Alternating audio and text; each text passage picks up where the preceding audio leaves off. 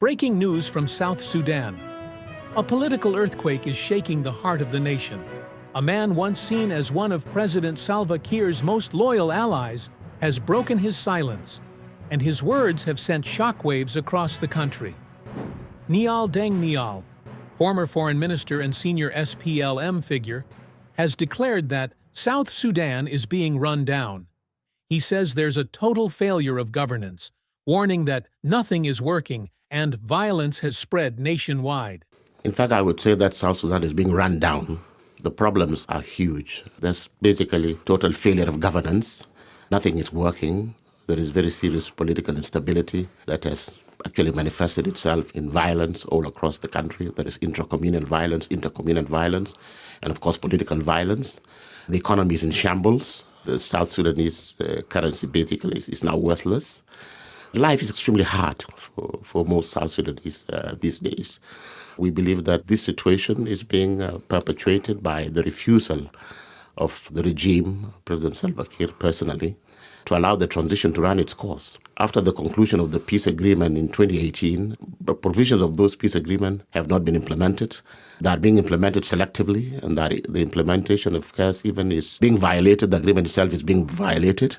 The government is dragging its feet on the implementation, primarily because they do not want to see the transition run its full course, because if that were to happen, the transition would end in free and fair elections, and in all likelihood, the current regime would be voted out of office by the people. This rare public criticism comes from a man who once stood beside the president through the country's toughest years. Now he's suspended his membership in the ruling SPLM and openly accused the government of corruption, insecurity, and stalling long-promised elections. Yeah, I think the SPLM is potentially a very weighty political outfit, but it has been basically destroyed, has been completely dismantled by President Salva himself. First and foremost, he basically tossed aside the vision of the SPLM. So although the government of the Republic of South Sudan is an SPLM-run government, there are no policies that emanate from the SPLM to inform government programs and actions. So the SPLM is just like now an ornament.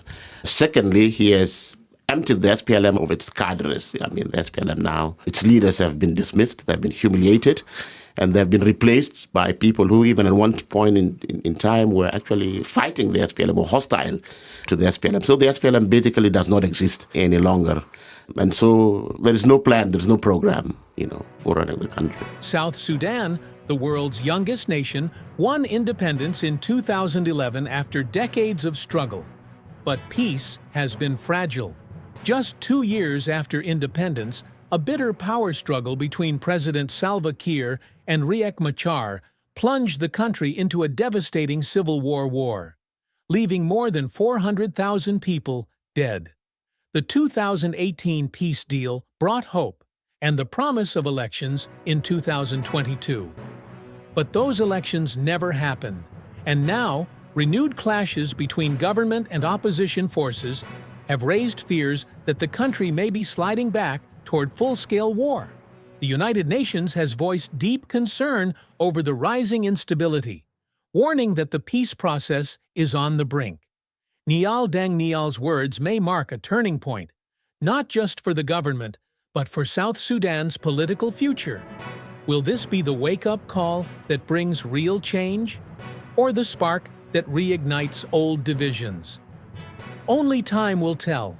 This story is developing, and we'll keep bringing you the latest updates as they happen. Stay tuned. This is Chollowood, bringing you stories that matter. Don't forget to like, share, and subscribe. Hit the notification bell to stay updated on the latest news from South Sudan and around the world.